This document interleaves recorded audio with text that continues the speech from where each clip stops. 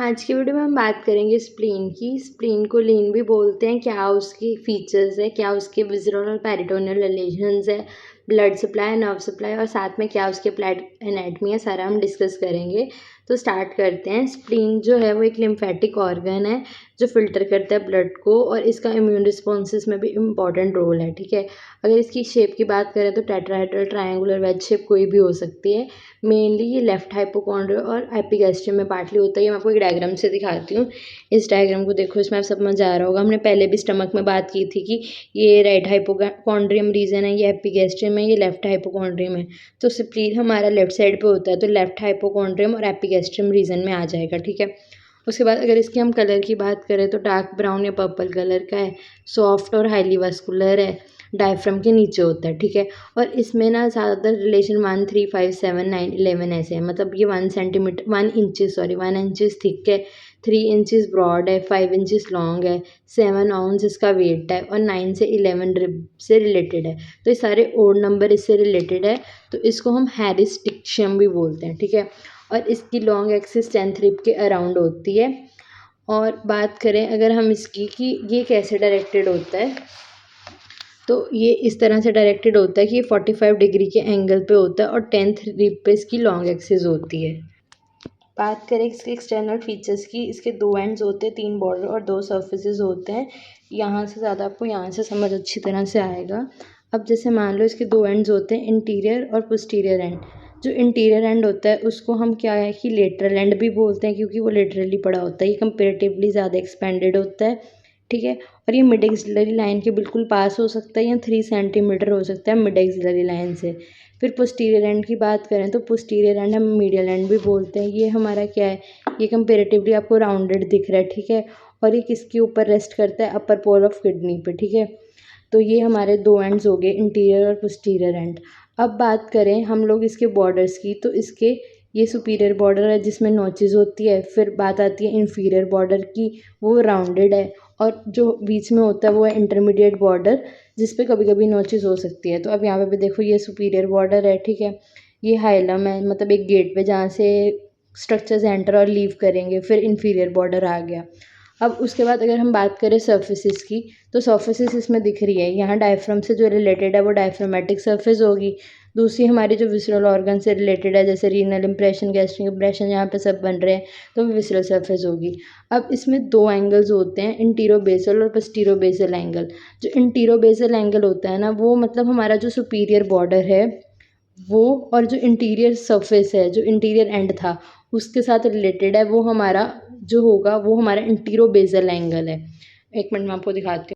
अब जो हमारा इंटीरोबेसल एंगल था वो हमारा क्या है कि सुपीरियर बॉर्डर और हमारी जो लेटरल एंड है उसकी जंक्शन पे है। और अगर हम पोस्टीरोबेसल की बात करें तो वो इंफीरियर बॉर्डर और इंटीरियर एंड है। मतलब इंटीरियर एंड दोनों में कॉमन है, एक में सुपीरियर बॉर्डर, एक में हमारा इंफीरियर बॉर्डर।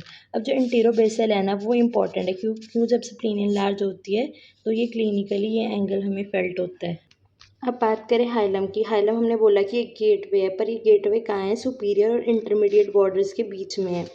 तो यहाँ पे सुपीरियर और इंटरमीडिएट बॉर्डर है, तो इसके बीच में हाइलम है। इसे आप डायग्राम से याद रख सकते हो। आगे आएंगे इसके रिलेशन जो हम आगे देखेंगे। बात करें पेरिटोनियल रिलेशंस की, तो बेसिकली इसमें लिगामेंट्स आएंगे। तो 3 मेन लिगामेंट्स की हमने बात करनी है, गैस्ट्रोस्प्लैनिक लिगामेंट, लीनो रीनल लिगामेंट और हमारा फ्रेनोकोलिक लिगामेंट। बात करें गैस्ट्रोस्प्लैनिक लिगामेंट की, तो नाम से पता लग रहा है स्टमक और स्प्लीन से रिलेटेड है। तो स्प्लीन के हाइलम से शुरू होकर ग्रेटर ओमेंटम ऑफ स्टमक जाती है। इसमें क्या क्या आता है, गैस्ट्रो से आप याद रख सकते हो, गैस्ट्रिक वेसल्स आती हैं, साथ में लिम्फेटिक और सिंपैथेटिक नर्व्स आ जाएंगी। अब आगे बात करें लीनो रीनल।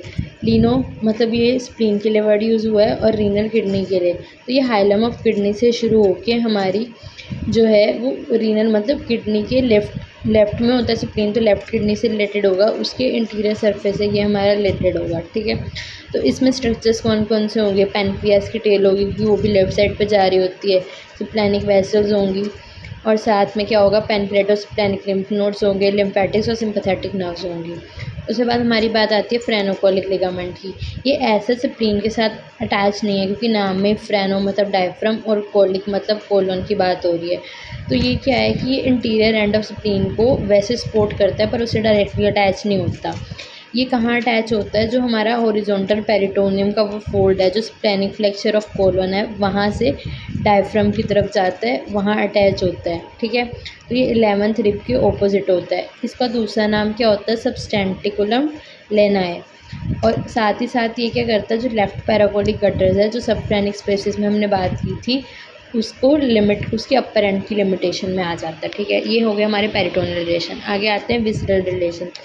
तो बेसिकली इसमें 4 विसरा रिलेटेड होते हैं, हमारा स्टमक, किडनी, देन हमारा कोलन और पैनक्रियास। तो विसरल रिलेशन को समझने के लिए मैं आपको एक डायग्राम दिखाती हूँ पहले, उससे आपको ज़्यादा अच्छे समझ आएगा। तो पहले ये वाली डायग्राम देखो। अब ये जो हमारा स्प्लीन है, तो इसके साथ ये स्टमक पड़ा है, उसका फंडस रिलेटेड हो गया। तो ये किडनी पड़ी है, लेफ़्ट किडनी, किडनी है तो सुप्रारीनल ग्लैंड भी होगा। उसके बाद ये हमारी स्प्लेनिक आर्टरी जा रही है, स्प्लेनिक वेन, और ये हमारा पैनक्रियास का हेड है, और ये हमारा कोलन है। ठीक है, अब ये वाली डायग्राम देखो, ये इंप्रेशन अगर याद रख लोगे ना, तो ये सब याद करना बहुत आसान होगा। अब ये क्या है, ये हाइलम है लिवर का। ठीक है, तो उसके ऊपर क्या है, हाइलम ऑफ लिवर, ऊपर क्या था, हमारा स्टमक था ना, तो गैस्ट्रिक इम्प्रेशन आ गया। नीचे की तरफ क्या है, किडनी है, तो रीनल इम्प्रेशन आ गया। साइड पे हमारा कोलन पड़ा है, तो कॉलिक इम्प्रेशन आ गया। ठीक है, और ये हमारा क्या है, पोस्टीरियर एंड है, क्योंकि ये राउंडेड है। और जो हमारा ब्रॉड सा एंड है, ये हमारा इंटीरियर एंड हो गया। ये हमारा जिसमें नोचेस है, ये सुपीरियर बॉर्डर हो गया। जो हमारा ऐसे फ्लैट सा है, वो राउंडेड सा है, वो इन्फीरियर बॉर्डर हो गया। और जो जो बीच में है, वो इंटरमीडिएट बॉर्डर हो गया। अब अगर हम ये देखें, जो हमारा गैस्ट्रिक इम्प्रेशन है, वो कहाँ है, सुपीरियर और इंटरमीडिएट बॉर्डर के बीच में। ये सुपीरियर है और ये इंटरमीडिएट, इसके बीच में गैस्ट्रिक इम्प्रेशन आ गया। यही इसने चीज़ लिखी है, सुपीरियर और इंटरमीडिएट बॉर्डर के बीच में है, सबसे बड़ा और कनकेव है। अगर अब रीनल इम्प्रेशन की बात करें, तो वो इंटरमीडिएट बॉर्डर और इन्फीरियर बॉर्डर के बीच में आ जाएगा। ठीक है, अगर हम कोलिक इम्प्रेशन की बात करें, तो ये ट्रायंगुलर लोअर, हमारे लोअर मोस्ट रीजन पे होगा। ठीक है, और इस पे क्या है कि जो फ्रेनोकोलिक लिगामेंट है, वो भी इससे रिलेटेड है। तो ये पॉइंट हो गया। उसके बाद ये वाला इम्प्रेशन देखो, ये पैनक्रियाटिक इम्प्रेशन है। ये क्या है, टेल ऑफ पैनक्रियास यहाँ पे रिलेटेड है। ये किस किस के बीच में है, ये हाइलम है और ये कोलिक इम्प्रेशन है, इन दोनों के बीच में है। ठीक है, अगर हम बात करें हाइलम की, तो हाइलम कहाँ लोकेटेड है, जो हमारा गैस्ट्रिक इम्प्रेशन है, उसके अगर हम इन्फीरो मिडली जाए, तो यहाँ हमारा ये हाइलम लोकेटेड है। तो ये हमारे हो गए विस्टरल रिलेशन। अगर इसके बाद डायफ्रामेटिक सर्फेस की बात करें, तो उसके लिए मैं आपके साथ ये डायग्राम शेयर करती हूँ, इससे ज़्यादा अच्छा समझ आएगा। अब इसमें क्या है, ये लेफ्ट लंग है, तो लेफ्ट लंग के बाद ये डायफ्राम आ गई, जिस वजह से यहाँ पे डायफ्रामेटिक रिसेस बन गई, गोस्टो डायफ्रामेटिक रिसेस। अब यहाँ पे स्प्लीन रिलेटेड है और फिर स्प्लेनिक फ्लेक्चर। तो जो हमारा स्प्लीन है, वो डायफ्राम को अलग कर दे रहा है, जो रिसेस है कोस्टो डायफ्रामेटिक रिसेस से, वो अलग कर दे रहा है। तो ये पॉइंट आ जाएगा। तो ये कौन से लेवल पे है, ये हमारा 10th 11th 12th रिब के लेवल पे है। तो ये आपको याद रखना है, 9th, मेनली 9th 10th और 11th रिब के लेवल पे।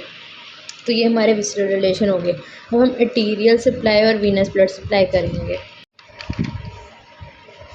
तो मेन जो आर्टरीज़ को सप्लाई करती है, वो अपनी स्प्लेनिक आर्टरी आ जाएगी, जो सिलिक ट्रंक की लार्ज ब्रांच होती है। ठीक है, बाकी कौन सी ब्रांचेज होती है सिलिक ट्रंक की, अगर आपको याद है मस्ट कमेंट।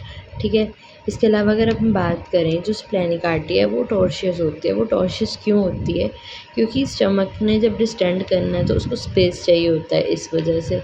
दूसरा क्या है कि डायफ्राम ने क्या है, मूवमेंट करनी है, तो डायफ्राम की मूवमेंट आराम से हो जाए, इस वजह से वो टॉर्शियस होती है। अब जो ब्लड सप्लाई है, उसमें हमेशा हमने आर्टीरियल भी लिखना होता है और वीनस भी लिखना होता है। पहले आर्टीरियल सप्लाई की बात करते हैं। ठीक है, अब क्या है कि स्प्लेनिक आर्टरी क्या होता है कि जब वो स्प्लीन के अंदर जाती है, तो वो सेगमेंटल ब्रांचेस बना देती है। ठीक है, उसके बाद वो ट्रेबिकुलाई के अंदर जाती है, जो स्प्लीन का स्ट्रक्चर है, तो ट्रेबिकुलर आर्टरीज बन जाती है। तो जब वो ट्रेबिकुला से निकलती है, तो एज अ सेंट्रल आर्टरी वो बाहर निकलती है। सबसे पहले इसलिए स्प्लेनिक आर्टरी, फिर सेगमेंटल आर्टरी, फिर ट्रेबिकुलर आर्टरी, फिर सेंट्रल आर्टरी। अब जो सेंट्रल आर्टरी है, उसके 2 फेट हो सकते हैं, या तो वो इनशीथ हो सकती है टी लिम्फोसाइट से, इससे क्या बन जाता है, पेरी आर्टरियल लिम्फेटिक शीथ बन जाती है, या वो बी लिम्फोसाइट से हो सकता है, इससे बन जाता है मालफिजियम कार्प। पसंद। तो इन दोनों को जो भी बनेगा उसे हम बोलते हैं वाइट पल्प, ठीक है। मतलब एक पहले सेंट्रल आर्टरी आई, पहले स्प्लेनिक थी, उसने ब्रांचेस दी सेगमेंटल जो हर सेगमेंट में चलेगी, फिर हर ट्रैबिकुलाई में जो गई वो ट्रैबिकुलर आर्टरी होगी, फिर सेंट्रल आर्टरी होगी। अब सेंट्रल आर्टरी यहाँ तो टी लिम्फोसाइट से इनिशिएट हो सकती है या पी लिम्फोसाइट से हो सकती है। अगर टी से हुई तो पैल्स बनेगा, मतलब पेरी आर्टेरियल लिम्फेटिक शीथ बनेगी। अगर बी से हुई तो हमारा लिम्फेटिक्स बनेगा या माल्पोजिन कार्पोसल बनेगा। अब ये क्या है, दोनों वाइट पल्प हो गए। अब इस वाइट पल्प से जब वो बाहर निकलेगी तो एज अ स्ट्रेट ब्रांचेस निकलेगी या पेनिसिलर ब्रांचेस बन के निकलेगी, ठीक है। अब ये जो पेनिसिलर ब्रांच बनी ये भी सराउंड हो सकती है रेटिकुलर सेल, लिम्फोइड्स या मैक्रोफेजेस से। तो ये जब सराउंड हो जाएगी तो इसको हम बोलेंगे इलिप्सॉइड। अब ये जो इलिप्सॉइड है ये फर्दर कहाँ जाता है, बिलो ओथ कोड से जो स्ट्रक्चर बना होता है रेड पल्प उसमें जाता है। अब बिलोथ कोड में जाएगा तो यहाँ दो थ्योरीज इससे रिलेटेड है, ये ओपन थ्योरी या क्लोज थ्योरी। अब ये थ्योरीज क्या कहती हैं, अब जो ओपन थ्योरी है उसका ये कहना है कि मतलब जो हमारा ब्लड है वो पहले क्या करेगा, एलिप्सॉइड से जाएगा रेड पल्प में, मतलब क्या फेट रहेगी ओपन में, एलिप्सॉइड से हमारा रेड पल्प में जाएगा और फिर वो जाएगा साइनोसॉइड्स में। और क्लोज थ्योरी में कहते हैं कि इलिप्सॉइड से सीधा वो साइनोसॉइड में चला जाएगा। तो ये हमारी ओपन और क्लोज थ्योरी है। अभी के टाइम पे हम क्लोज थ्योरी को ज़्यादा मानते हैं, ठीक है। इसके अलावा एक और चीज़ पे इन्होंने डिवाइड किया हुआ है कि मान लो ये हमारा स्प्लीन है और यहाँ पे एक आर्कुएट लाइन बनाई है इन्होंने, अवस्कुलर प्लेन, सॉरी आर्कुलर लाइन नहीं, वो तो हिप जॉइंट में होती है। ए वस्कुलर प्लेन हमने बनाया है, ठीक है। अब उस ए वस्कुलर प्लेन की वजह से दो सेगमेंट्स होगी लिवर की। तो ये जो ऊपर वाली सेगमेंट है ये सुपीरियर वस्कुलर सेगमेंट, नीचे वाली इंफीरियर वस्कुलर सेगमेंट। अब ये दोनों सेगमेंट्स को फर्दर डिवाइड किए है, फर्दर इसमें डिवाइड इसमें किया है, दो हमारी मिडल सेगमेंट्स हो जाएंगी जो डिस्क लाइक होती है और एक हमारी जो है वो कैप लाइक होल बनाती है। तो ये भी दो मिडल में एक कैप लाइक होल में। इसके अलावा इसकी और ब्रांचेस भी होती है, जैसे बहुत सारे ब्रांचेस पैनक्रियास को देता है, शॉर्ट गैस्ट्रिक आर्टरीज देता है और लेफ्ट गैस्ट्रो एपिफिलोइक आर्टरी देता है। एक बार ये फिर से देखते हैं, स्प्लेनिक आर्टरी होती है, उससे सेगमेंटल ब्रांचेस आई जो ट्रेबिकुलर आर्टरीज देती है, फिर सेंट्रल आर्टरी बनी पल्प, वाइट पल्प में यहाँ टी लिम्फोसाइट से सराउंड हो जाएगा या बी लिम्फोसाइट से हो जाएगा। उसके बाद कॉमन जब वहाँ से बाहर निकलेगा तो पेनिसिलर या स्ट्रेट ब्रांच देगा जो फिर सराउंड हो जाएगा सेल से, तो एलिप्सॉइड बोला जाएगा। फिर वो रेड पल्प में चल जाएगा, वो जो बिलरोथ कोड से बना है उससे ओपन थ्योरी, जो एलिप्सॉइड से रेड पल्प से फिर हमारा जाता है साइनोसॉइड में, क्लोज थ्योरी जो डायरेक्टली साइनोसॉइड में जाता है। तो ये हमारा हो गया। एक बार हम बुक से भी देख लेते हैं। अब यहाँ पे देखो जो स्प्लीन है वो स्प्लेनिक आर्टरी से सप्लाई है, जो लार्जेस्ट ब्रांच है। अब वो टॉर्शस क्यों होती है, क्योंकि स्प्लीन की मूवमेंट हो सके, ठीक है। उसके अलावा हमने बात की स्टमक की मूवमेंट हो सके और डायफ्राम की भी हो सके, ठीक है। अब ये क्या है कि जब वो लीनोरिनल लिगामेंट से पास करती है, क्योंकि हमने बात किया था कि लीनोरिनल लिगामेंट का कंटेंट है, उस टाइम पे ये डिवाइड होती है 5 और मोर सेगमेंटल ब्रांचेस है, ठीक है। अब ये जो सेगमेंटल ब्रांचेस है वो ट्रैबिकुलाई में गए और ट्रैबिकुलर आर्टरीज बोला जाएगा इनको, ठीक है। अब जब ये ट्रैबिकुलर आर्टरीज ट्रैबिकुला से निकले, अब ट्रैबिकुला क्या है कि हम हिस्टो में पढ़ेंगे, स्प्लीन के अंदर के जो स्ट्रक्चर्स हैं उसको बोलते हैं जो सेप्टी से बन जाते हैं, ठीक है। अब जो सेंट्रल आर्टरी है वो टी लिम्फोसाइट से इनिशिएट हो सकती है, उसे हम बोलेंगे पेरी आर्टरियल लिम्फेटिक शीथ, या बी से हो सकती है जिसे हम बोलेंगे लिम्फेटिक और माल्पोजिन गैप शीथ, ठीक है। अब ये क्या है, इन दोनों ये दोनों मिलके क्या बनाते हैं, यहाँ ये दोनों अलग अलग भी क्या बनाते हैं, वाइट पल्प ऑफ स्प्लीन, ठीक है। अब ये जो आर्टरीज़ हैं ये क्या करेंगी, जब वो लीव करेंगी वाइट पल्प को तो डिवाइड हो जाएगी बहुत सारी पेनिसिलर और स्ट्रेट ब्रांचेस में।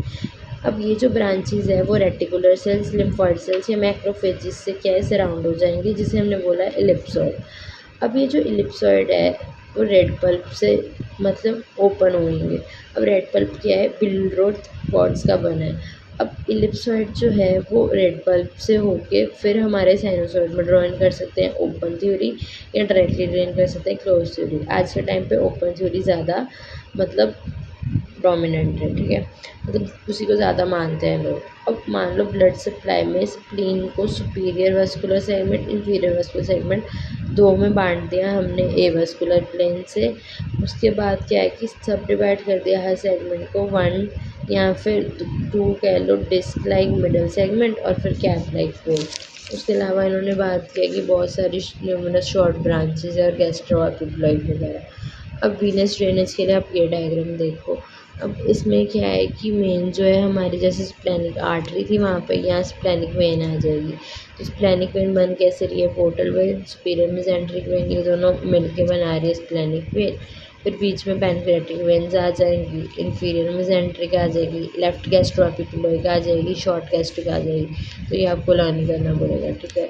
लिम्फेटिक्स की बात करें तो लिम्फेटिक्स प्रॉपरली खुद ही एक लिम्फेटिक टिश्यू है, तो इसमें खुद कोई लिम्फेटिक्स एज सच नहीं है। बट क्या है एट द एंड ये पैनक्रेटिक और स्प्लीनिक में जाकर ट्रेन करेगा, जो हमने पहले पीछे भी बात की थी कि वो लिगामेंट से रिलेटेड है। वो कौन सी लिगामेंट से रिलेटेड है बताना पड़ेगा, ठीक है।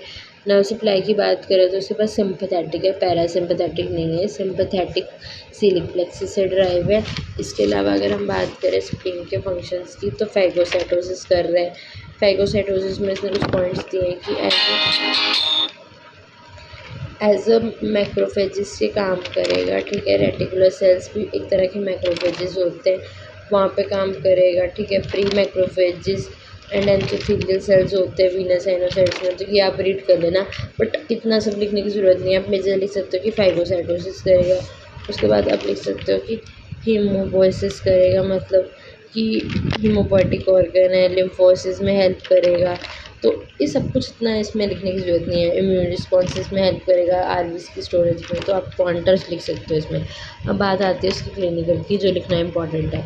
अब जो स्प्लीन है वो नॉर्मली पैल्पेबल नहीं होती, बट जब स्प्लीन इनलार्ज हो जाती है ऑलमोस्ट ट्वाइस इट्स साइज़, तो वो पैल्पेबल होती है। मतलब पेशेंट जो है अपनी राइट साइड पे अपनी स्प्लीन को फील कर पाएगा, सॉरी लेफ़्ट साइड पे, क्योंकि लेफ़्ट साइड पे होती है ना।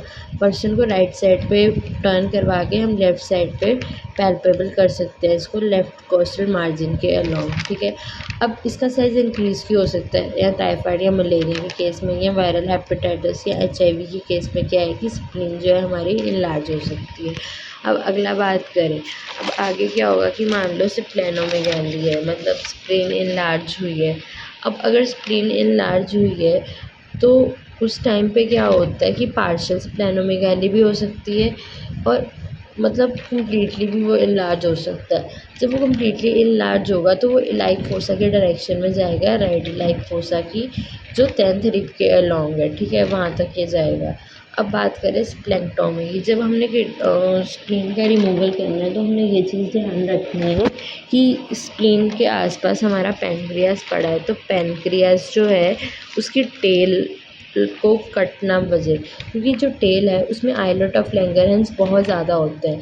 तो आइलेट ऑफ लैंगरहैंस जो है एंडोक्राइन सेक्रेशंस का हब है, तो उसको कुछ नहीं होना चाहिए। इसके अलावा जो गैस्ट्रोस्प्लेनिक ग्लिनोरिनल लिगामेंट्स है इनका ध्यान रखना है। अब स्प्लेनिक पंक्चर, मान लो हमने स्प्लीन को पंक्चर करना है, तो वो किसके थ्रू होता है, 9th और 10th इंटरकोस्टल स्पेस में जाएंगे अगर हम, तो उसके थ्रू हम कर सकते हैं स्प्लीन को। जब वो इनलार्ज हुई है तो यहाँ पे हम क्या है कि उसको पंक्चर दे सकते हैं। इसके अलावा जो इंट्रास्प्लेनिक प्रेशर है वो इनडायरेक्टली पोर्टल प्रेशर को बताता है, ठीक है। मतलब मान लो हम लोग क्या करना चाह रहे हैं कि पोर्टल प्रेशर जानना चाह रहे हैं, पोर्टल हाइपरटेंशन हुई है, पोर्टल हाइपरटेंशन की वजह से प्रोटोसिस्टम कम्युनिकेशन इनलार्ज हो जाते हैं, जिस वजह से हम उसको रिकॉर्ड कर सकते हैं स्प्लेनिक विनोग्राफी के थ्रू। उसके अलावा अगर हम बात करें स्प्लेनिक इन्फ्रैक्शन, जो छोटी ब्रांचेज होती हैं स्प्लेनिक आर्टरी की, वो हमारी एंड आर्टरीज होती हैं। एंड आर्टरीज क्या होता है कि जो एंड पे किसी और के साथ एनास्टोमोस नहीं कर रही, ठीक है। अब वो हमारी एंड आर्टरीज होती हैं, अगर उनकी ऑब्स्ट्रक्शन होगी तो हमारा क्या है स्प्लेनिक इन्फ्रैक्शन हो जाएगा, मतलब ब्लड जो है अच्छे से सप्लाई नहीं हो पाएगा स्प्लीन को, जिस वजह से क्या होता है, मैं आपको इसमें यहाँ से ये यहाँ से बताती हूँ। ये हम सारे पॉइंट्स कर चुके हैं। अब ये वाला देखो क्या है साइन। अब क्या है कि जब मान लो स्प्लीन रप्चर हुई, जिससे क्या है कि ब्लड इकट्ठा होना शुरू हो गया सब डायफ्रामेटिक रीजन में, क्योंकि स्प्लीन की इन्फ्रैक्शन हो गई, स्प्लीन अच्छे से काम नहीं कर रही।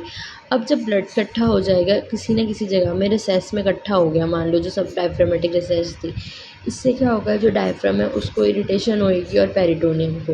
अब पेरिटोनियम को, जो पैराइटल पेरिटोनियम है इसमें, वो पेन सेंसिटिव होती है, हमें पता है। तो पैराइटल पेरिटोनियम जो है वो पेन सेंसिटिव है और उसको फ्रेनिक नर्व सप्लाई कर रही है, जो नर्व डायफ्राम को भी सप्लाई करती है और C3 C4 लेफ़्ट शोल्डर को भी सप्लाई करती है। तो यहाँ पे क्या है कि रेफर्ड पेन हो जाएगी लेफ़्ट शोल्डर में, जिसे हमने कहर साइन बोला। अब यहाँ वापस आते हैं, इसने बोला कि इन ब्रांचेस की जब ऑब्स्ट्रक्शन हुई तो स्प्लैनिक इन्फेक्शन हुई, जिस वजह से हमने बोला ब्लड इकट्ठा हो गया, तो रेफर्ड पेन होती है लेफ़्ट शोल्डर में। ठीक है, डेंजर वगैरह मान लो ट्रॉमा वगैरह हुआ है कुछ, तो भी लोअर थोरेसिक केस में 9th 10th 11th रिप के बाद तब भी स्प्लीन को ज़्यादा दिक्कत होती है। ठीक है, अगर मान लो स्प्लीन रप्चर हुआ तो स्प्लीन बहुत ज़्यादा हाईली वस्कुलर है, हमने शुरू में बात की थी, तो वहाँ कोई भी नर्व डैमेज हो सकती है, कोई भी आर्टरी डैमेज हो सकती है। तो बेसिकली मेनली बहुत सारी आर्टरीज डैमेज हो जाती है, जिससे हेमरेज होता है, क्योंकि इसका बहुत ज़्यादा रिच सप्लाई है। रेफर्ड पेन हमने बोला, एक तो हमने बात कर ली लेफ़्ट शोल्डर की, दूसरा ये एपिगैस्ट्रियम और लेफ़्ट हाइपोकॉन्ड्रियम रीजन में है, तो वहाँ के रीजन्स पे भी ये लोकलाइज पेन क्या कर सकता है। अब स्प्लीन मान लो टेयर कर गया किसी जगह से, तो हम क्या करते हैं कि उसको ग्रेटर ओमेंटम के अराउंड जो है सूचर कर देते हैं, मतलब ग्रेटर ओमेंटम का कुछ हिस्सा लेते हैं और उस पर सूचर कर देते हैं, उसको बांध देते हैं उसके थ्रू। पार्शियल स्प्लेनेक्टोमी क्या है, इसकी स्प्लीनेक्टोमी। अब क्या है कि मान लो कि बहुत सारे सेगमेंटल ब्रांचेज है स्प्लेनिक आर्टरी की, हमने पीछे बात की 5 या 5 से ज़्यादा है। मान लो हमने उस सेगमेंटल आर्टरी से क्या हुआ, स्प्लीन की बहुत सारी सेगमेंट बन गई है। अब मान लो हमने एक सेगमेंट जो है रिमूव करी, ठीक है, तो एक सेगमेंट रिमूव करने के बाद भी स्प्लीन सही से काम करेगा, पर कब, जब हम उसे ग्रेटर ओमेंटल के अंदर इम्प्लांट कर दें। क्यों? क्योंकि उसका बहुत हाईली वस्कुलर है, जिस वजह से वो सप्लाई कर जाता है, वो सर्वाइव कर जाता है और मतलब वो एंटीबॉडीज़ भी बना लेता है आराम से। उसके अलावा बात करें बंटिस डिसीज़ की, मान लो बाय बर्थ ही स्प्लीन बहुत ज़्यादा इनलार्ज है, तो इससे क्या होगा, डिस्ट्रक्शन हो जाएगी आरबीसीज़ की। तो ये हमारा हो गया स्प्लीन का सारा। इस डायग्राम में देख सकते हो इसने इनलार्जमेंट दिखाई है थोड़ी, फिर और ज़्यादा इनलार्जमेंट, और ये स्प्लेनिक पेन जो लेफ़्ट शोल्डर को रेफ़र होती है। तो ये हमारा स्प्लीन का हो गया। इसके अलावा नेक्स्ट वीडियो आप किस पे चाहते हो वो आप कमेंट कर सकते हो।